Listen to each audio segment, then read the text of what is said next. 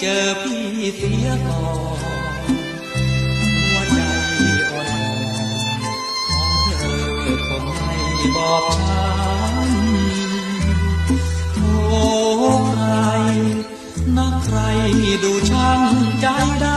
ำไม่ยอมให้ความเป็นธรรมไม่ยอมให้ความปราณีก่อนนี้คนดีเจอพี่หายห่วงน้ำตาไม่ร่วงไม่ต้องอกหักเช่นนี้น้ำตาของเธอถ้าหากจะมี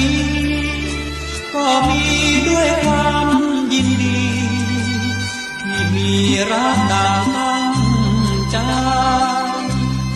ควันเอ๋ยควันอยู่กับเนื้อกับตัวอย่าได้กลัวที่จะคอยป้องคอยพันจะคอยรักษาเยียวยาน้องจนหายไข้จะเฝ้า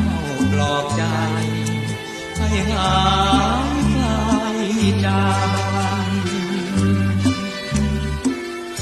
หยุดร้องไห้สิพี่เป็นห่วงน้ำตาอย่าร่วงอย่าทำหน้าเศร้าเช่นนั้นยิ้มหน่อยสิเริ่มชีวิตใหม่ด้วยกันโปรดลืมเรื่องความโศกสัน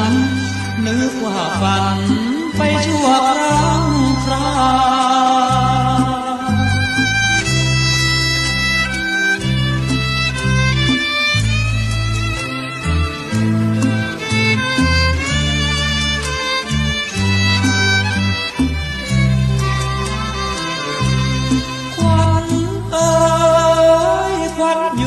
กับเนื้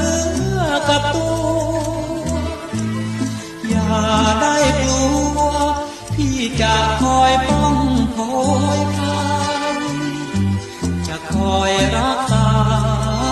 เยียวยาน้องจนหายไข้